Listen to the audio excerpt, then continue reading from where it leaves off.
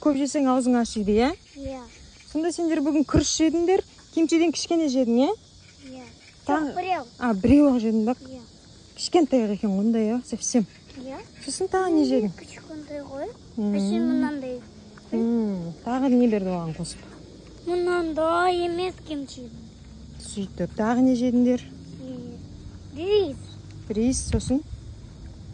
Мет жемедім. Потому что шошқанікі деді, иә? Иә.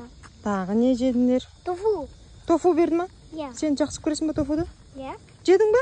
Иә. Молодец. Маған ұнамады. Тофу Я бірақ... все равно жедім. Правильно, потому что это... Сорпа.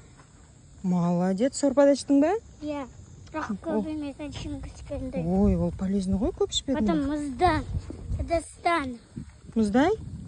Мұздай емес. Не ол? Ыдыс. Ыдыс? Иә, ыдыс. Не істедің ол ыдыста? Ыдысқа тамақтарды салды. Сондан потом вилкаларды беріп, мен жедім. Бәрін. Потом тунгурами салдым. Тунгурами? Менің жағыма. Не ол тунгурами деген? Тунгурами деген circle. Circle? Мен кеше саған айттым ғой. Ұспай айтшы? Circle, ыдыс па? Жоқ, ыдыс емес. Не ол?